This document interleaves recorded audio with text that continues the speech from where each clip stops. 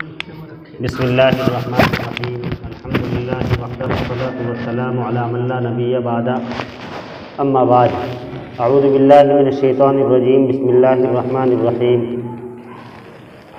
انما المؤمنون اخوہ فاصلحوا بین اخویکم واتقوا اللہ لعلکم ترحمون صدق اللہ العظیم.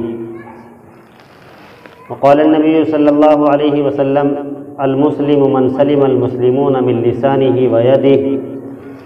وقال النبي صلى الله عليه وسلم المسلم أخو المسلم. وقال النبي صلى الله عليه وسلم مثل المؤمن في توادهم وتراحمهم وتعاطفهم كمثل الجسد إذا اشتكى منه عضو تداعى له سائر الجسد بالسهر والحمى.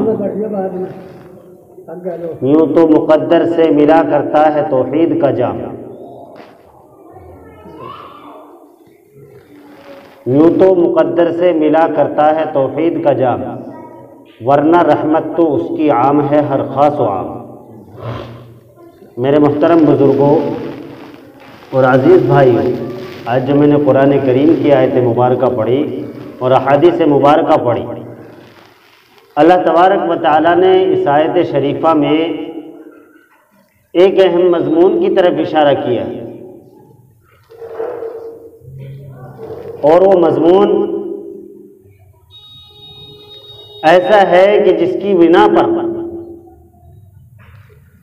عالم اسلام کے اندر اتحاد، باہمی اخوت، باہمی رشتہ، آپس کا تعلق استوار ہے، اور جس کی بنا پر پوری دنیا کے اندر اسلام پھیلا ہوا ہے. وہ رشتہ کیا ہے؟ وہ رشتہ ہے رشتہ اخوت ایمانی، یعنی ایمانی بھائی چارے کا رشتہ. یہ ایمانی بھائی چارے کا رشتہ ایک ایسا رشتہ ہے کہ یہ سارے رشتوں سے افضل رشتہ ہے.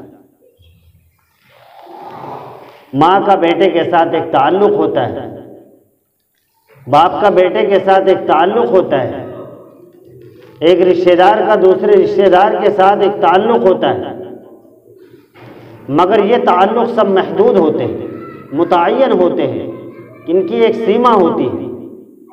مگر ایمانی بھائی چارے کا رشتہ، اس کی کوئی تحدید نہیں، اس کی کوئی تعین نہیں.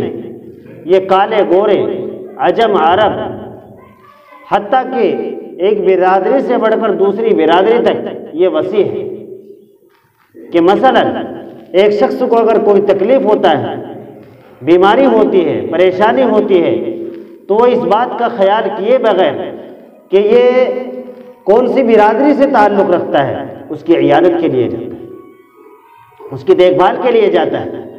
کیوں؟ اللہ کے رسول نے فرمایا المسلم اخو المسلم، کہ مسلمان مسلمان کا بھائی ہے.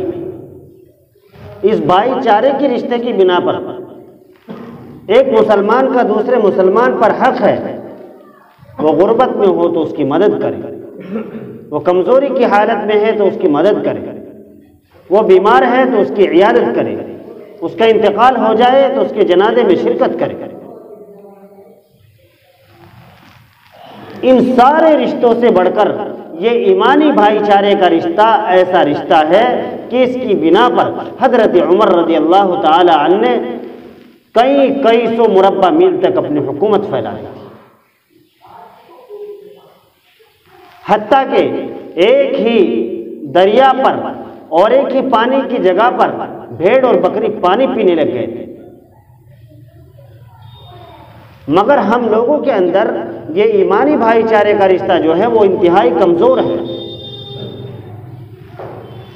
ہمیں اپنی ساری نفرتیں بلا کر، آپس کی ساری دشمنیاں بلا کر، عداوتیں ساری بھلا کر، ختم کر کے ہمیں ایک ہونے کی ضرورت ہے.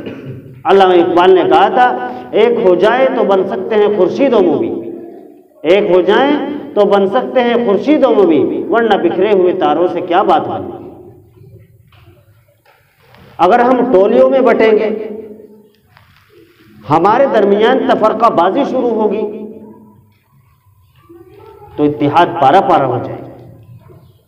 اس لیے فرمایا وَاعْتَصِمُوا بِحَبْلِ اللَّهِ جَمِيعًا وَلَا تَفَرَّقُوا وَاذْكُرُوا نِعْمَةَ اللَّهِ عَلَيْكُمْ. اور فرمایا کہیں وَتَفْشَلُوا وَتَذْهَبَ رِيحُكُمْ وَاصْبِرُوا، کہ اللہ کی رسی کو مضبوطی سے پکڑ لو، یعنی ایک ہو جاؤ، مومن بن جاؤ، ورنہ کیا ہوگا؟ تمہاری ہوا سرک جائے گی، دوسرے لوگ تم پر غالب آ جائیں گے، لوگ تمہیں کمزور سمجھنے لگیں گے، لوگ یہ سمجھنے لگیں گے کہ مسلمانوں کے اندر اب وہ اتحاد نہیں رہا، اب وہ ایکتائیت نہیں رہی۔ آج چاروں طرف سے مسلمانوں کو گھیرا جا رہا ہے، کہیں کسی ظلم میں، کہیں کسی دیش پر، کہیں داڑھی ٹوپی کا سہارا لے کر، کہیں تبلیغیوں پر ظلم کیا جا رہا ہے۔ یہ کیا ہے؟ اس کی وجہ یہی ہے کہ ہم میں آپس میں اتحاد نہیں، ہم میں آپس میں ایک دوسرے کے لیے محبت نہیں، ہم دلوں میں ایک دوسرے کے لیے کینہ پال کر رکھتے ہیں۔ میرے بھائیوں، جب تک ہم اس عداوت اور دشمنی اور نفرت کو ختم کر کے ایک پلیٹ فارم پر سب جمع نہیں ہوں گے اور متحد نہیں ہوں گے تو ہمارا شیرازہ بکھرتا رہے گا، ہماری جمعیت پارا پارا ہوتی رہے گی۔ اس لیے ہمیں متحد ہونے کی ضرورت ہے۔ میں نے حدیث پڑھی تھی کہ مثل المؤمن فی توادہم وتراحمہم وتعاطفہم، کہ مومن کی مثال تو ایسی ہے ایمانی بھائی رشتے کی کہ اگر ایک مومن کو کوئی کانٹا چبھتا ہے تو اس کا درد پورا جسم محسوس کرتا ہے، ایسے ہی ہونا چاہیے کہ اگر ایک مسلمان کو کوئی تکلیف پہنچے تو اسے سارے مسلمانوں کو اپنی تکلیف سمجھنی چاہیے۔ اگر ہمارے درمیان اس طرح کا بھائی چارہ ہوگا، اس طرح کی محبت اور تعلق ہوگا کہ ہم ایک کے درد کو اپنا درد، ایک کی تکلیف کو اپنی تکلیف، ایک کے دکھ کو اپنا دکھ، ایک کے ماتم کو اپنا ماتم، ایک کی ذلت کو اپنی ذلت، ایک کی ترقی کو اپنی ترقی، ایک کی خوشی کو اپنی خوشی سمجھیں گے تو انشاءاللہ وہ دن دور نہیں کہ ماحول بدلے گا، لوگ بدلیں گے، حالات بدلیں گے، انشاءاللہ ایمانی ماحول پیدا ہوگا۔ لیکن اس پر محنت کی ضرورت ہے، اور یہ محنت سب سے پہلے اپنی ذات سے شروع کرنی چاہیے کہ میں نفسانیت کی خواہشات کے لیے نہیں، نفس کی خواہش کے لیے نہیں، میں اپنے اس ایمان کے لیے جو اللہ نے مجھے سب سے افضل نعمت عطا فرمائی، میں اس کے لیے یہ کام کر رہا ہوں، میں اس اللہ کے لیے اس کام میں آگے بڑھ رہا ہوں جس نے وجود بخشا اور اپنی ساری نعمتیں مجھے عطا فرمائی۔ میں اس اللہ کے لیے اور اس ایمان کے صدقے میں اس کام کو کر رہا ہوں کہ جس کے طفیل آخرت میں میری بخشش کے فیصلے کیے جائیں۔ اگر دل میں یہ جذبہ ہوگا، اگر دل میں یہ داعیہ ہوگا، اگر دل میں اس محبت کی بنا پر آگے بڑھنا ہوگا تو انشاءاللہ ماحول بدلے گا، حالات بدلیں گے، حالات استوار ہوں گے، لوگ انشاءاللہ ایمان میں داخل ہونے پر مجبور ہو جائیں گے۔ میرے بھائیوں، اسلام اسی کی وجہ سے پھیلا، اسلام اسی محبت کی وجہ سے، انہی اخلاق کی وجہ سے پھیلا۔ آج ہم میں اخلاق کی کمی ہے، آپس کے بھائی چارے کی کمی ہے، اس بھائی چارے کو جگانے کی ضرورت ہے، اس رشتے کو جگانے کی ضرورت ہے۔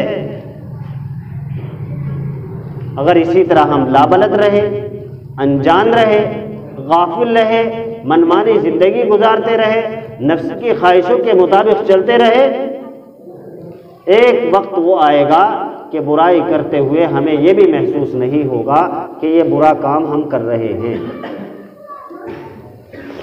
جب آدمی کسی چیز کی اہمیت کو دل سے نکال دیتا ہے،